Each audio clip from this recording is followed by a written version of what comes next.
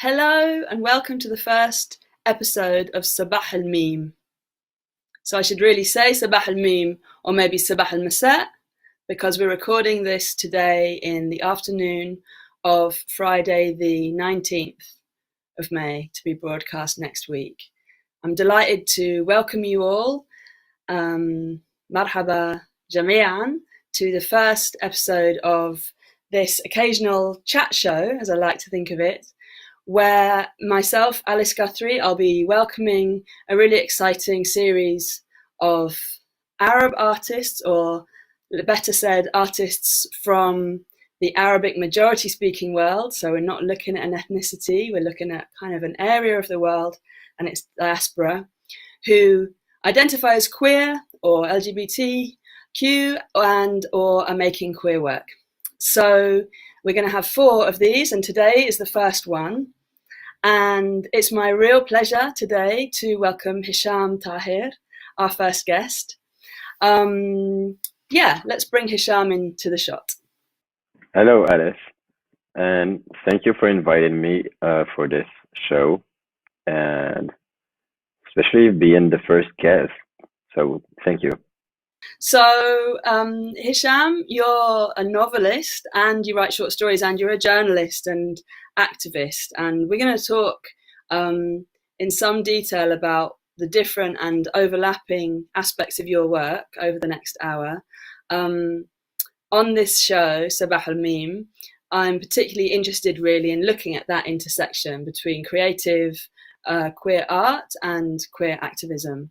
So we're going to look into those various aspects of your work. But I know that you wrote your first novel at 10, is that right? Technically, yes, but it was a small story inspired by my grandmother's stories. I decided to write it down. I don't know why, but it happened. Yeah, so I started at 10 and didn't know that it's going to become a job after that. That's incredible. Yeah, I mean, I find that amazing to think of a 10-year-old. And was it actually, we'll get into this more later on, but just tell me, was it actually novel length? I mean, did you actually fill like a whole load of notebooks or? Well, here's the thing. When you're 10 years old, kid, when you write one page, for you, it's a novel. So basically, it was more of a short story, and it was probably 2, 3 pages that I wrote in probably in 3 days, 4 days, or something like this. Just a reminder of what my grandmother used to tell us as kids. Okay, I get it. Well, that makes me feel less insecure about my own writing at age 10, I guess. I like that you're still referring to it as a novel. I think it's great to honour our 10-year-old, our inner 10-year-old. Before we go any further, I want to dedicate this show to the memory of Sada Hijazi. We're still in the first week since her tragic passing. And I know that myself and Hicham both, even though we didn't know her, have had a very hard time this week and would like to really send all of our love to Sada's spirit and her loved ones and friends, and may she rest in peace. Right, Hicham? Yeah, her story, her life is an example to all of us, her fighting. And we're sending just our love to her loved one, the people she loved, and the people who love her and will forever love her. And I guess a special tahiyya كتير قلبية to the LGBTQ folk in Egypt and everywhere, and to all of us.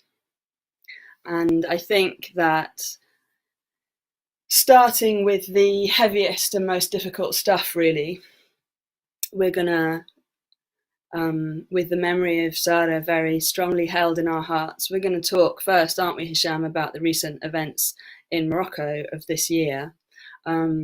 talking of trauma and violence. And let me say that for anyone who finds this puts them into despair or really triggers them, we are going to be talking about brighter, easier aspects of our work later in this hour. So Hicham, I'd really love it if you could tell us about what's been happening this year in Morocco, with, as many people will have been following, of course, with the forced outings that have gone on, provoked by Sofia Talouni's internet campaign.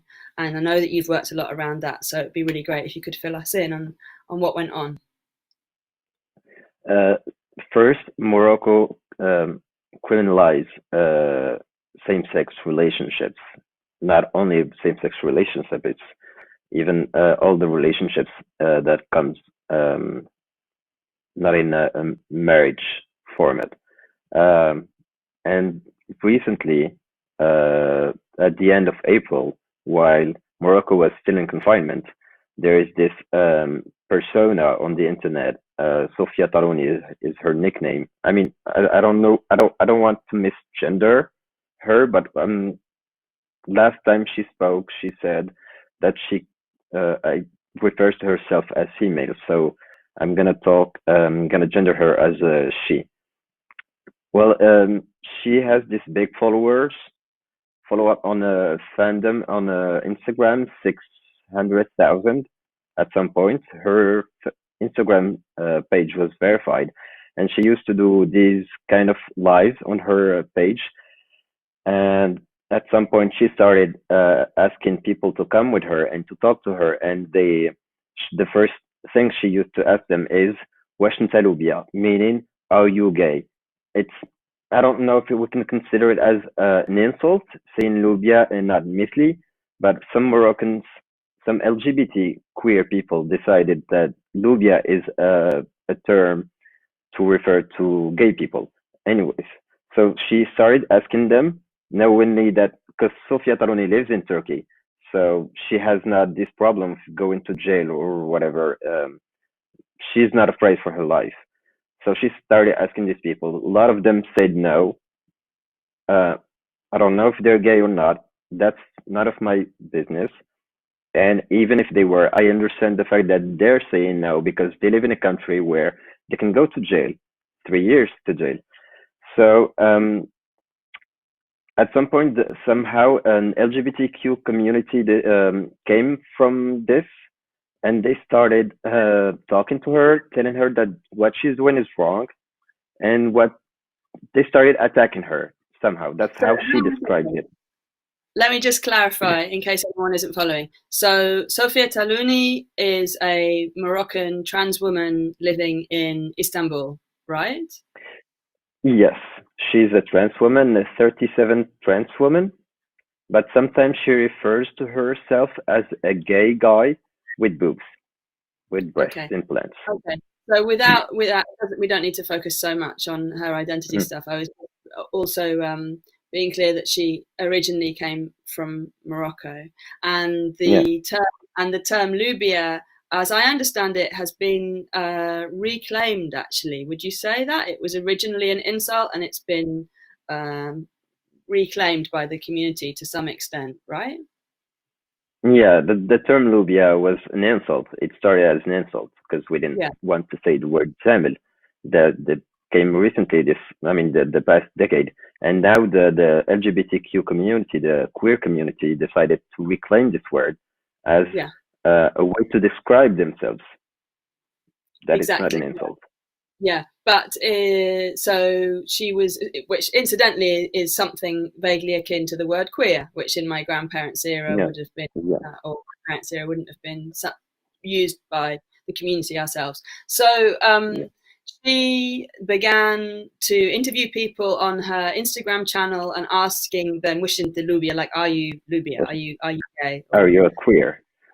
Yeah. Yeah, and then at some point she got upset because the attacks she was receiving from the LGBTQ community and from the queer people, and she decided to out all these people, and she did her live and new live where more than 100,000 persons attended, and she showed them the dating apps, gay dating apps, queer dating apps, and she asked for her followers to create fake accounts to talk to people, and so that they could know that a lot of gay people, that a lot of homophobes, that's according to her, a lot of homophobes are actually gays.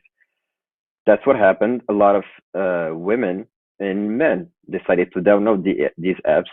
They um, okay, they downloaded these apps and they decided to share the profiles in there, which led to unfortunately one suicide that was verified.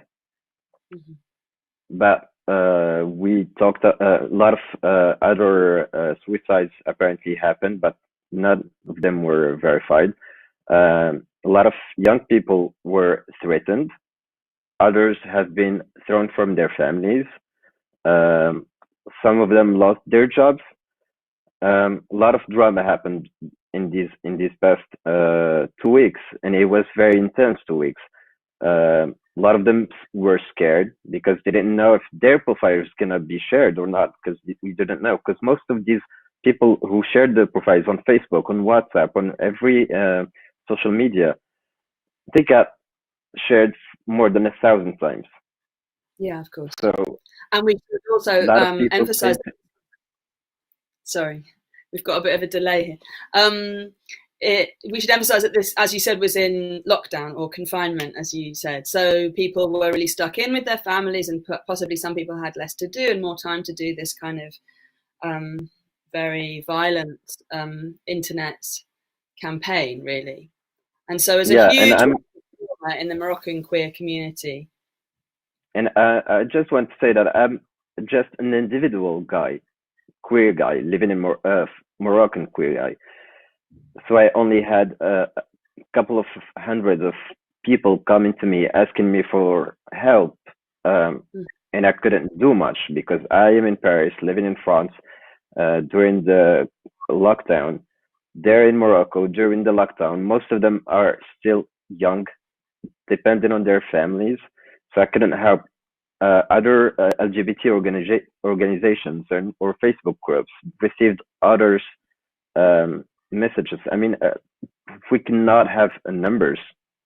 We, Yeah. but a lot of, at least, I mean, I for myself, I can only speak for myself. Hundreds of them came and talked to me, and Yeah. if they were not thrown from their family, then they were scared or lost their jobs. A lot of them were outed. I recall this guy telling me that he um, left his family. He went to hide somewhere else and was just waiting for his family to know about it. And that's what happened, actually. And his aunt contacted him, called him, and told him that she's disgusted to have a nephew that is gay. So it was quite intense. For 2 weeks, it was quite intense. And so you say for 2 weeks, and what was it that happened after 2 weeks? And also tell us about, and I'm sorry to everybody watching, this is obviously, I think we're going to put a content warning for this material because it's very, could be re-triggering for many people and so on. But I wonder if you could tell us about some of the response, because I know that there's been a lot of response in terms of campaigning, you yourself and many others, journalists and activists, and also certain resources that have been set up for the Moroccan queer community, right? So tell us some Well, about. unfortunately, we cannot have an LGBT organization in Morocco. There's no official organizations. But this from this bad experience, from this horrendous experience, um, an LGBTQ community came up to life. We didn't know it existed. So most of these profiles that were sharing the screenshots of the profiles, they were immediately shut down because a sense of community was born. And for instance, if I saw a profile sharing this, I would share it with some friends or some groups. These people would share it with their friends. And in less than 3 days, you had this Facebook group that had thousands of LGBTQ people from Morocco. and every time we shared a profile, in less than 10 minutes, the profile was down. But unfortunately, the damage was already done. Yeah. So what you're talking about is that when these people's profiles from dating apps were shared against their will on wider social media outside of dating apps, there was this massive manifestation of, or mobilization rather, of people monitoring that and having the accounts closed down very quickly. But of course, yeah, it doesn't take more than a few minutes, does it, for things to be seen? Yeah. And so, Yeah, what and was the other ways that people were responding, and what was the difference after 2 weeks? well, the difference is that that's the best thing that, and I used to say that I told people like, Sofia Taloni is not the fault. She's basically just a reason. The biggest problem, the biggest issue is the law in Morocco that prohibits people from loving whoever they want to love. So these kind of things happens quite frequently in Morocco. It happens twice a year. So every 2 weeks there's something that every like in Morocco every month there's something that happens. If it's not LGBT related, it's a lot of other problems. And in 2 weeks, people tend to forget what happens, and then there's another story that can come up, and they pass through it, they forget it. But this time it got very because we should never forget that in Morocco 2 years ago, like in 2017, 3 years ago, a gay couple living in the city of Nimlal were harassed, were beat, but the people came to their house and they were violent to them. They were thrown from their house, bleeding, and they went to jail. The gay couple went to jail. Yeah. After that, there was this guy in Fez who was dressed with the jalaba, and people judged him as being gay. So they started harassing him. They started throwing stones on him. That's something that happens very often, quite often in Morocco. But this time it got bigger because it was the lockdown. People didn't have much to do, so they were on the internet. Sofia Tononi has a big follow up. She has massive followers. So, and people just, this is why this time it got bigger. But I cannot explain why in 2 weeks this stopped, but it stopped, and we were quite happy that it did, because we didn't want any more harm, because we can't do much, because if a person, gay or not, queer or not, his profile was shared, he cannot go to the police. Otherwise, he can be instead of being a victim, he would be guilty. He would be thrown to jail. That's why people were scared, and we just wanted to ease up this, forget about it, and that's what happened 2 weeks or 3 weeks later. And then, of course, the many, many, many, as you said, uncountable, really, victims or survivors of this campaign, and some survivors. It was far from over for them after 2 weeks. But I know that you've told me that there is a certain sense of agency that has come out of this for some people. So there's also been that for some people the response has been to be publicly out, to choose to be publicly out, in support of the people who didn't have that choice. And go on, tell us.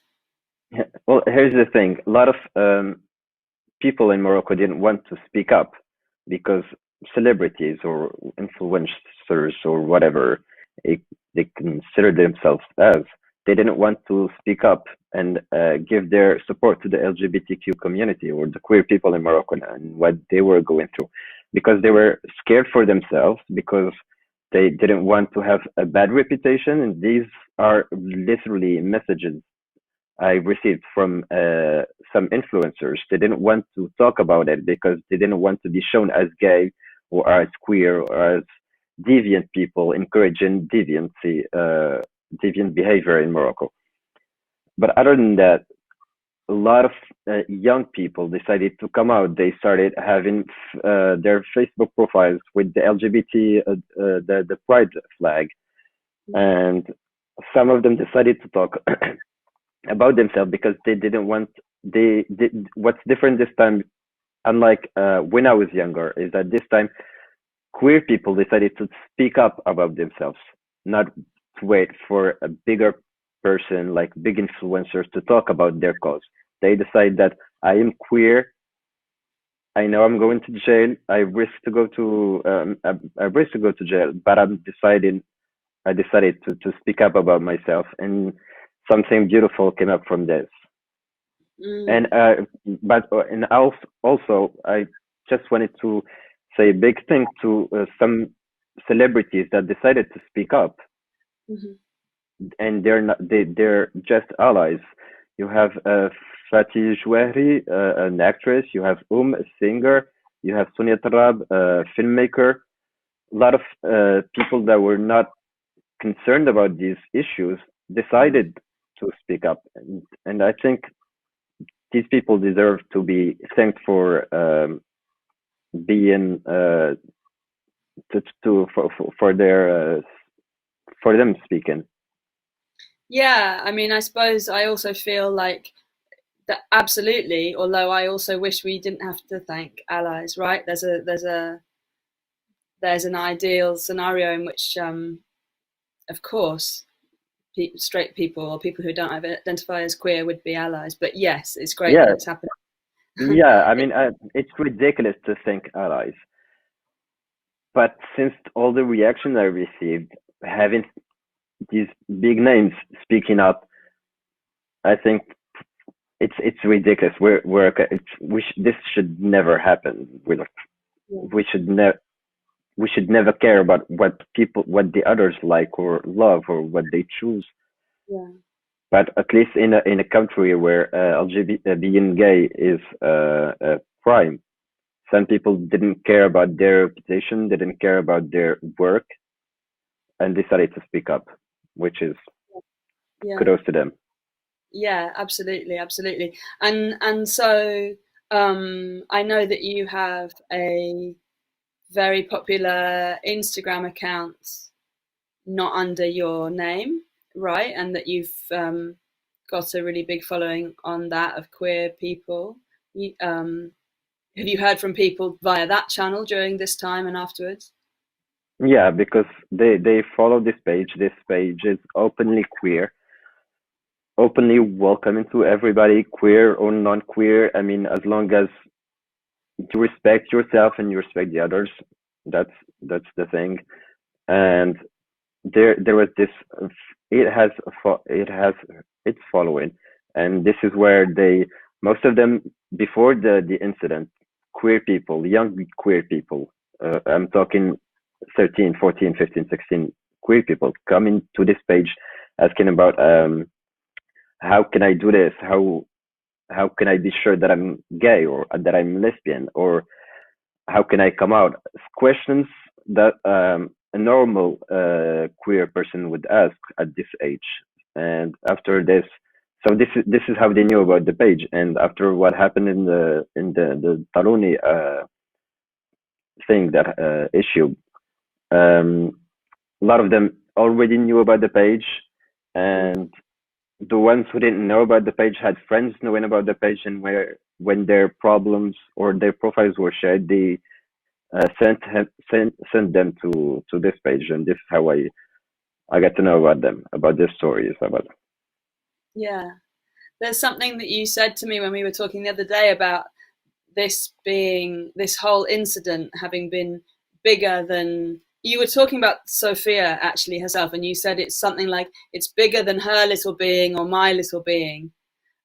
And I liked that phrase in that you saw that there was perhaps a paradigm shift happening even within this terribly traumatic time. And I've noticed, I don't know, I don't have a comprehensive grip on what's happening in the queer Moroccan art scene, but I've noticed, as well as various support projects and pages popping up in this time, I've also noticed various other art projects, queer art projects, such as the Daba podcast or things. I mean, I'm sure people were working on that already. I don't mean to reduce people's amazing creativity to being a reaction to this person's, you know, this person who needed therapy having to play out her stuff online, essentially. But do you think that there's been a kind of I don't want to say positive, but maybe like fertile kind of movement around it as well? Well, that's as I told you last time. This is bigger than Sofia Stalloni's persona and bigger than me, because we're just two simple individual in this matter. I live in France. I decided to move to France, so somehow this LGBTQ community does problems. Somehow I feel concerned because I'm Moroccan, and I believe that everybody should be whoever they want to be. And Sofia Taloni is also, I mean, somehow she somehow did a bad thing, but it turned to something very beautiful because, as I told you before, there is an LGBTQ community now in Morocco that didn't happen before. We have a lot of allies, and we have a lot of curious people who wanted to ask now. That didn't happen before. That didn't exist before. I mean, I recall myself being 15, being between 15 and 18. We had this forum, queer forum, where it's only queer people in there. I mean, at that time we were just LGBT, not queer, because we didn't have this understanding of these big words that that are quite inclusive to everybody. And now you have people in Morocco, because I used to think, well, non-binary people are just people living in abroad, in Europe, in the US, in Canada. But now in Morocco, you see that there's hope, there's potential, and there's this new generation of people coming from Morocco, still living in Morocco, and having their identity expressed in a way of art that is so beautiful. You have, for instance, Edine, who is a makeup artist, whose page is amazing. I'm a huge fan of this guy's work, this guy's courage, and he's a beautiful singer. You have Facebook pages where queer people talk about themselves, talk about their problems. You have this lesbian Instagram page called Sobesat, which is an insult normally, but they took it for them. They decided that they were the Sobesat. And they talk about lesbian matters. Somehow, what came after, there was before Sofia Taloni, where we used to talk about LGBT matters whenever we have, for instance, an accident, when this guy was jailed, or this woman was jailed because she was lesbian or queer. We just talked about it with the queer community. Now, after Sofia Taloni's problem, the queer community expressed herself. It became more aware of its problems, more aware of themselves, and more willing to go ahead and change the laws and change the mentality and started accepting themselves and how can I starting accepting themselves and not asking people to accept them, but telling them we're here and you'd better accept it because we're not going anywhere. Yeah. And I want to really say, as we celebrate what you're saying, that we also really mourn the at least one person who committed suicide, and possibly others, and that there are people in trauma as well. So it's that balance, isn't it? And we live in a world in which very often there's terrible violence comes with something beautiful or some good development, and things are bound together like that. So yeah. And yeah, just one small thing. Well, one small thing is that after all what Sofia Taloni has did, I had this survey asking people, are you willing to forgive her? Because after all what she did, if she's willing to ask for forgiveness, will you forgive her? Most of them said yes. They told me, like, she did something bad, but at the end of the day, she's still from the queer community. She's still LGBTQ. And I thought this was a very beautiful this was a very beautiful thing that happened with them. They That's they very, they very. they understood that love is much powerful than just hating somebody or just throwing somebody, especially if that somebody comes from the same community. Yeah, wow. I mean, forgiveness has been quite a theme this week, hasn't it? With Sabah Yeah. Hijaz, many people thinking about radical forgiveness, really, and how we look at other people's wounds and forgive them for what Mm. that might be making them do. Shall we move on to something that gives us a different energy? I'd really Yeah. want to run away, but That was very I want to talk to you about your writing. Yeah, let's talk a little bit about your actual books and your art. I think I didn't even say when I introduced you at the top of the hour that you're Moroccan, but that's obvious now. I think I just said, "Oh, Hisham's a writer." But yeah, so you're from Kenitra, actually, aren't you originally? I'm So, from Kenitra. Yeah, this oh, small Kenitra. town that is not known, but proudly from that city. Yeah, how small is it actually? But it's not that small. But we have no library. We have no cinemas. We have basically nothing except the beach and the not even a proper Medina. But Wow, we and have beautiful people in there. yeah, so you've got the beach and grandmother's stories, right? No I wonder, have no the wonder. beach. I, I have my grandmother's stories, my grandmother's love, and my grandmother's food, which these are three very important things. And Mm, my mother's also, because mm, definitely. Oh my God, you're making me hungry already. Yeah. Um, yeah. So tell me, because you've written short stories and you've written a novel, and you've been part of about six other collections, sort of LGBT collections, and you've got something that you're writing at the moment, right?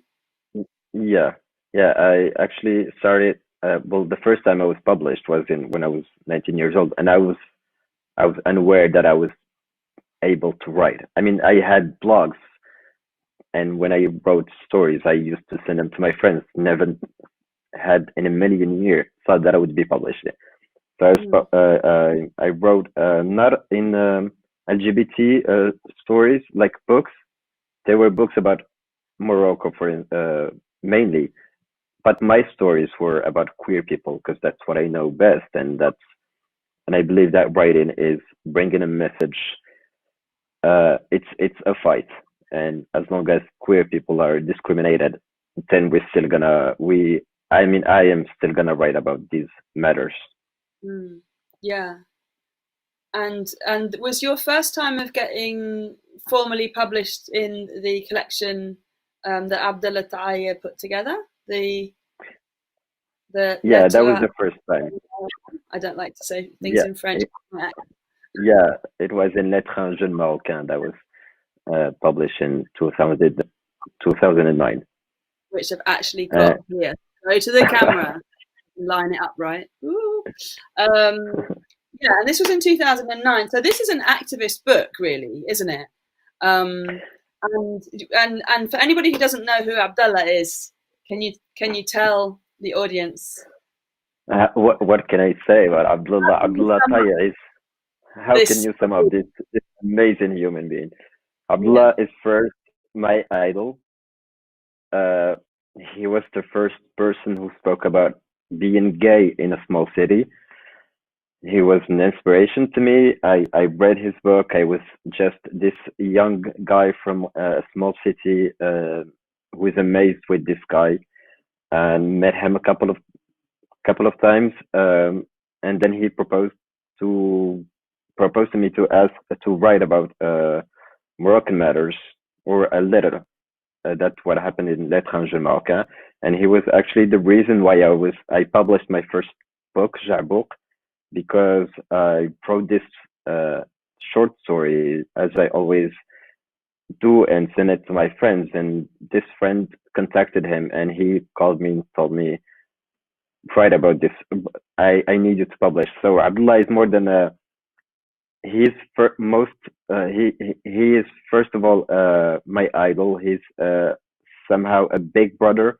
He's a friend, uh, and I know that I'm not the only queer people person in Morocco that feels the same about him.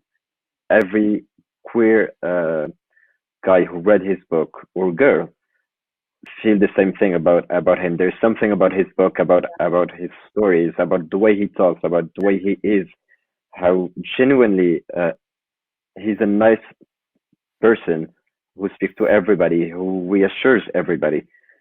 He's he's a big brother to the queer community in Morocco. And we haven't actually said so kind of publicly who he is. Is he's a novelist who writes in French, and he came out publicly as gay in 1998, I think, or roundabout Or maybe. 99. Okay, Actually, so, his book was in 1998, but he came out publicly in 2003, probably, okay. or But, two.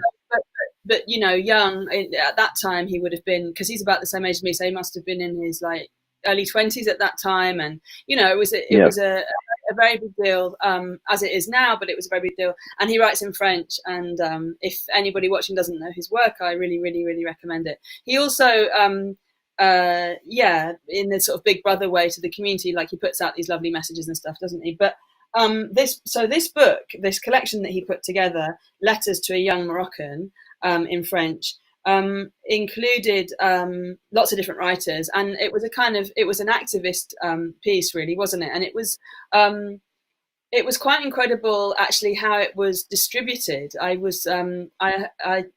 I heard him talking about that recently, like last year in Casablanca, and how because it was originally published in French, right? But really, the idea was it was to some extent. I think you can correct me if I'm wrong. It was after the very shocking terrorist attacks had happened in 2008, right? we, And so he was yeah, we're talking motivated. about Casablanca attack. Yeah, I'm not sure, It was in 2003, yeah, but but yeah, something happened in 2008 that had made him want to do this book. I think, if I'm not mistaken, maybe I'm mixed up.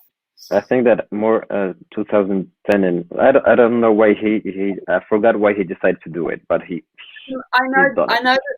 I know that there was a strong motivation. Without getting off on too much of a tangent about this one book, I know that there was a really strong motivation to try to communicate something directly to young Moroccan people, and he Yes, included you and many other writers, some famous, some not really famous, and deliberately included kind of queer voices to try and communicate that. But it was published in French, and you know, you could say that that's not going to reach the masses and is an elitist thing or whatever. And so he managed to get funding to have it translated into Arabic, and he managed to actually get it distributed along with these magazines in the summer, right? When the newsstands were really quiet in Morocco, he managed to have this free edition going out with magazines that kind of go to quite the masses.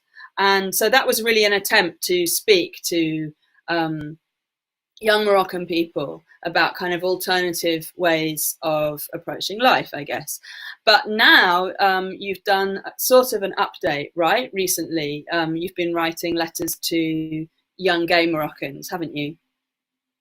yes, because Oh, of all what happened in Morocco, because of what happened, the recent events in Morocco. Abdullah decided to write this lettre à un jeune gay Marocain, Marocaine, a letter to a young queer Moroccan, and and he just wrote note, it. I wanted to just note quickly that in this time, I just thought it was interesting to see that in what's happened in 10 years, because at this time it's gendered male, as you do for, you know, in those Latin languages, as we know, like Spanish and French, and you use the male to mean everybody. But 10 years later, you're doing that funny, cumbersome thing where you put .e.s, you know, to make it Yeah, both. And it's not. that's something that's changed in the last decade, that we've had to sort of break and remake our language a bit, haven't we? Yeah, so he decided to write this letter, and I read it, and I was moved, Hmm. as every time he writes something about these questions.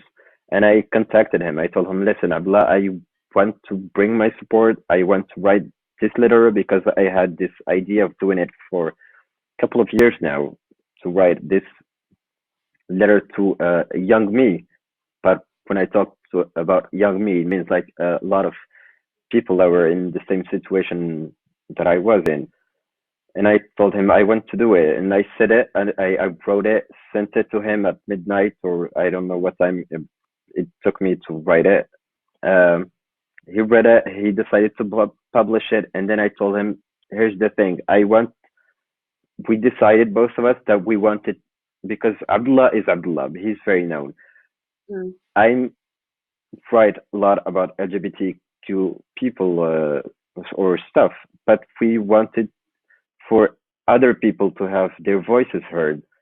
So we decided to have to contact a lot of queer people in Morocco, living in Morocco or outside Morocco, and ask them to write their own version of this story. And we received, I think, 4 or 5 of them that were amazing. That was when we read them, Abdullah and I, we decided that our letters were not that impressive, and they were not that good. These people had more potential. They had something very raw, something very beautiful in their way of speaking. And so he decided to share a letter every week. But unfortunately, a lot of things happened, so it was delayed. But I'm sure he will share them after that, and read about these people, and you will read their magnificent letters. I'm very honored to have read them first, Wow. and I can assure you that Abdullah and I, we thought these people are amazing, and they write better than us. And these people never had the voice before. And so this is just these are non-writers. I mean, as in they're not professional. They're just people who've responded to the call. These are definitely not people who thought they could write in the first place. And they're But all I addressed asked to them the young gay Moroccan, right? Excuse me? So all of these letters, these open letters, are all addressed to the young gay Moroccan. Now the next one is gonna be it's a non-binary person who's writing to his or her young self, and we have this lesbian person who is talking to the queer community in Morocco. We're talking about to the queer community. Okay, so we wanted to be more inclusive. Yeah. We wanted to give voices to these people that are not still considerate in the society. Yeah. Wow. So that's a really exciting project that will be emerging at some point. And is that all, but that's not all in French, is it? Or is it? Were all the letters in French? I mean, the next one is gonna be in Darija, in Moroccan dialect. Yeah. And it's gonna be translated to French.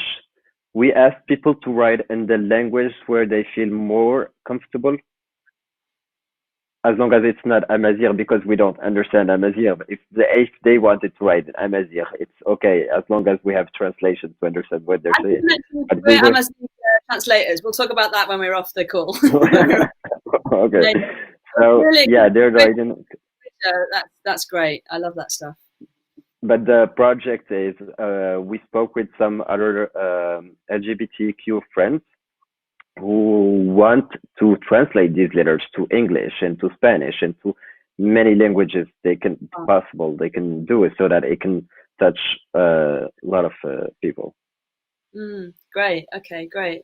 Well, we'll really look forward to seeing that take shape. But what about your own, as it were? I mean, I love the fact that there's not really any separation between art, creativity and activism. I mean, that intersection is obviously something that, I really like to focus on, and I want this show to focus on, and it sounds like that's absolutely how you're living your life, because your creative work has tended to look at, like you said, queer characters and taboos in general, I think, right?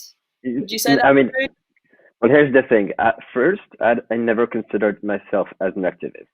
I am just a queer person who came from a country that can incriminate him from being queer. And starting from that point, everybody is an activist. If you're fighting for your freedom, if you're fighting for yourself, then you're an activist.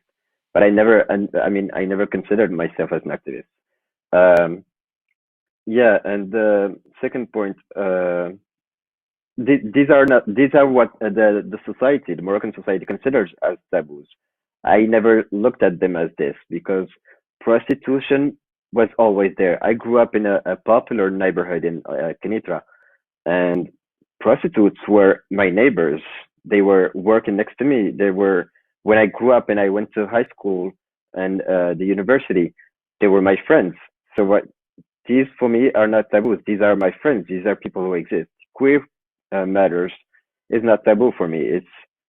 It's life. It's not even a minority because Morocco is full of minorities, and that's what makes the country, and that's what makes the world. It's a bunch of minorities living in the same, under the same roof.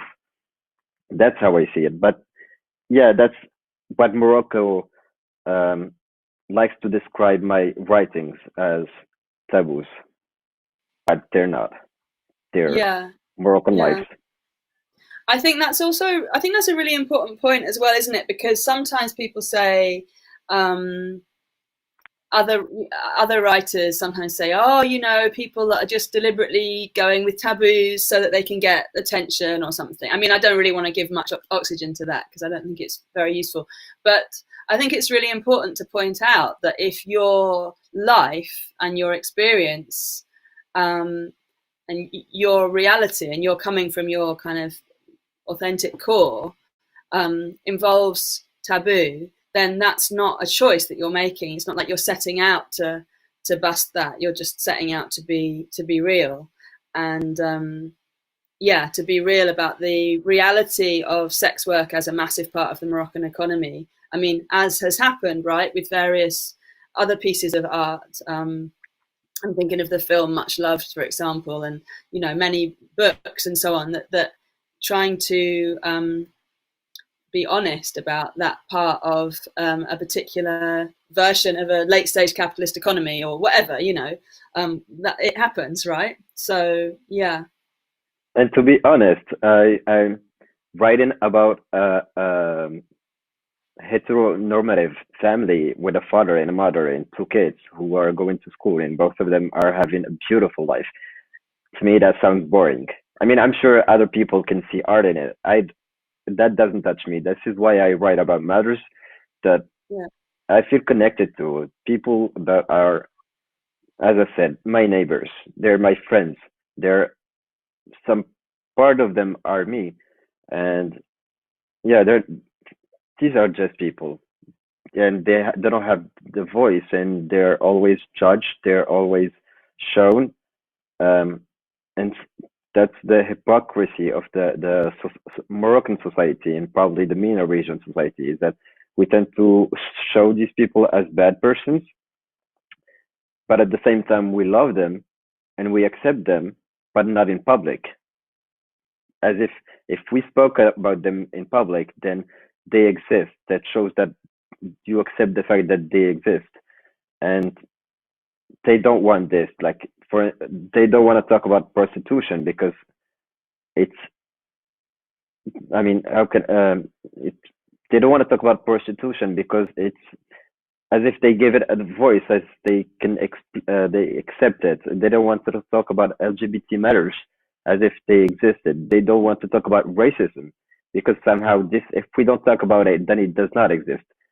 But the fact is, we've lived with this silence for a long period, and now we're starting to break the silence. We're talking about these people, showing them as people, and I'm not talking just about myself. I'm talking about a lot of young authors, writers, singers, influencers who have a voice and given a voice to show that Morocco is not a unity. It's a diversity, and that's what makes the beauty of this country and a lot of other countries. Absolutely, yeah. The heterogeneous makeup of it. Is that the right word? Yeah. You just mentioned racism. I mean, I was thinking that like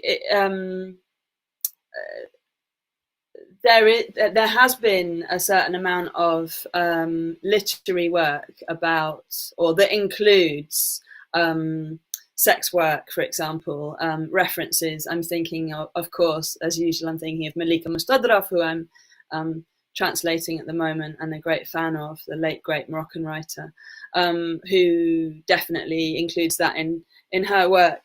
But I think that racism within Moroccan society, it seems to me, has been less talked about within literature. Would you say? I might just not have read the right things. No, we have. I mean, the fact that we have a lot of writers who are talking about black people and referring to them with the N word, that for me is giving a voice to racism, showing that racism exists.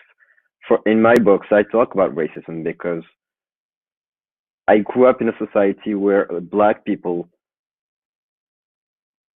they don't have their places in Morocco, and as a matter of fact, I probably was racist when I was a kid, and then I moved to Casablanca and I lived with some black people, some black who became friends, and more than friends, they would become more sisters and brothers to me, and that when I started asking myself, why are we not talking about them? Because they always say, like, I don't like black people, I don't like because they smell, because they this and they steal and they stuff. And when I met black people, that's a normal. So that's a normal discourse. That's a normal discourse in Moroccan society now. You're saying? Well, of course, it existed for a lot of decades, and it still exists now. Black people shown as thieves, as rapists, as yeah, we can imagine prostitutes. Yeah. So how are people? How is that being? How and it, or to what extent is that being challenged now? And is there with the wider wave of Black Lives Matter consciousness raising that's happening? Let's hope at the moment. Is that relevant? I mean, is it happening now as part of that, or is it happening anyway? The kind of readdressing these issues in Morocco. We're back to activism, aren't we? Sorry, I can't seem to keep it on art. It's just a wild time of humanity. We've got to keep it. Art is activism. Art yeah, I know. Is activism. Carry on. Well, I haven't heard about Black Lives Matter march in Morocco. There was one in Tunisia, but nothing. I mean, I haven't heard about one, so I'm sorry if it happened. But I'm sure, but no, I'm sure they did not, because Morocco is still in confinement. It's still in lockdown. But racism has been in Morocco. I mean, just last year, black people have been thrown from and killed in Morocco, and it happens a lot of time. And these people come from sub-Saharan Africa, and they come into Morocco just to cross to Europe, so they're not staying there. And yet Morocco, some Moroccan, not all of them, feel threatened by them for I don't know which reason, but they feel threatened by them, and a lot of them have been killed, and we don't talk about this in Morocco. I mean, not all of in Morocco, somehow all black lives matters, all black lives don't matter, well, at least they don't matter the same, because only if there's black guy or black woman who came to Morocco to study and they have money, and if that person gets killed, then we're gonna talk about it. But if this guy or this woman come from just is hiding to go to Europe and get killed, nobody cares about their lives. I wasn't really talking about whether there'd been protests or manifestations. I was more thinking on a cultural level, whether those conversations are happening within this moment. I mean, I've seen one or two things, I guess, on social media. Like I saw the other day on a Moroccan queer site something about it or something. But it's hard to judge, isn't it? I suppose anyway, to what extent from within. Some families talk about it. But that's the same families that are talking about LGBT matters and other issues, which is not a lot of them. Most of them don't talk about these matters. They don't feel concerned about these matters. Yeah, yeah. Actually, with your work, with writing in French, and I guess you're being published in France, are you published in Morocco as well, or do people have to get the French editions of your books? I'm Actually, thinking, my publisher. say about only certain families. I'm thinking about how and whether people in Morocco can access your art within this kind of conversation. Actually, my first book, Jabouk, and the second one, my two books, was with a Moroccan publisher Hmm. because I refused to be published in France because I consider myself as Moroccan, and I write not to because I know that I'm never gonna be rich by selling books. I mean, unless somehow I write something.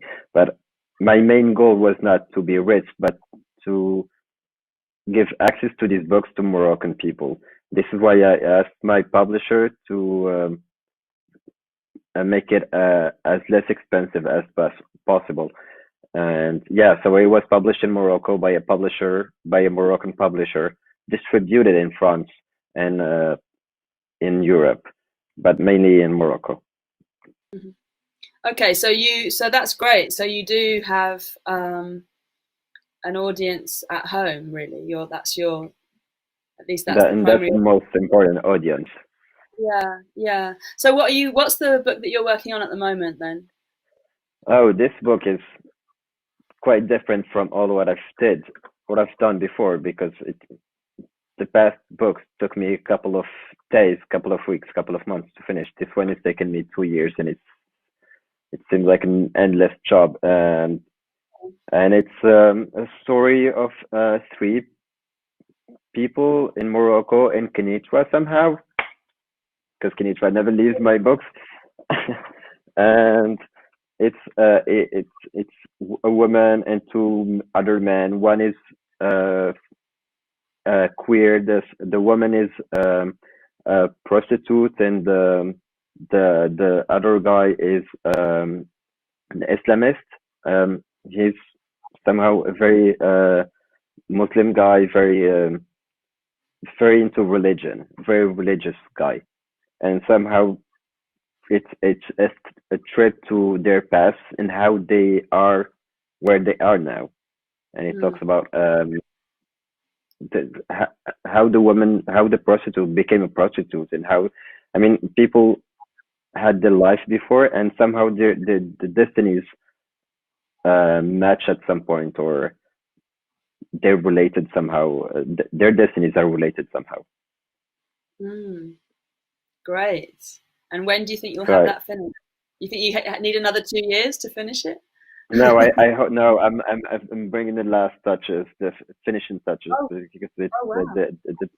it's basically literally the 13th time that I'm rewriting the book. That I finished it and rewrote it 13 times. So, Okay. Well, 13 is a really powerful magic number, so well, maybe I you've got. hope I hope this is the last time because I'm getting sick of it. Yeah, I well, want to move on to something else. that means you're being really thorough, right? You know, you're not one of these artists who just writes the text and then submits it without even checking. Not to name Yeah, any no, names. I have translated a few. You know who you are. no. Uh, The yeah. the most important person, my toughest reader is me. So I Mhm. need to be very sure of what I'm doing before sending it to a publisher. Wow. Yeah. Well, that sounds like an intense job. You haven't got anything published in English as yet, have you? But No, we'll be looking forward not to that. except a letter in English that was for Morocco when back in 2017 when the Bnimlal case happened. I wrote a letter to Morocco, and then it was published in French, but translated in English and Spanish. Yeah, and I think that's available on Huffington Post, if I'm not mistaken, in Yeah, English. yeah. We'll put some links up with some of the things that we've talked about. I think don't know if there's a message from the producer, but I think we're coming up to an hour. And as you know, there is a thing that I want to do in every show. I was going to do it in the middle, but we were too involved, which is for both myself and the guest to bring a queer idea, فكرة queeria أو نصيحة queeria, maybe a bit of advice or an idea that we've found really empowering and inspiring for ourselves, and to share that. So I wonder if we can just end on that note. So would you like to go first with your queer idea? Okay, well, my queer idea is find a best friend in your creativity. Find your best friend in objects. Write. A pen can be your best friend. A lipstick can be your best friend. A wig can be your best friend. You will find creativity in yourself, and that would become your biggest weapon to face this world and get your beauty sleep. These are two advices for queer people: beauty sleep and creativity. Beauty sleep, fantastic. I wasn't sure if you were going to mention the beauty sleep. Since I mentioned that, then let's do it. Well, that's lovely. So that is really queer advice, isn't it? And to find creative expression as a medicine and as a support for oneself. I think that's because it costs less than a psychiatrist or a professional. Well, you're being your own psychiatrist in some way, aren't you, when you're doing creative? I am my best psychiatrist. Yeah. My books are, not me. Well, thank you for that. My queer idea that I'm going to share, I was like, oh, shall I try and look up a bit of Foucault so I can be really impressive with that? So maybe I'll do that next time, a bit of Butler. But I realised that actually the queer notion that's been really powerful for me in recent years has been the idea of pansexuality. Because I grew up in an era where the options were gay, straight, or bisexual. And I identified as bisexual, but I always felt it sounded quite clinical in some way. And over the years, I realized that it had the clues in the name, that the binary was really encoded within it. And that was less and less in keeping with my understanding of gender as being on a spectrum, and the pansexuality concept, which is really only mainstreamed in the last few years, I think is really powerfully empowering and liberating, because it takes the focus off gender.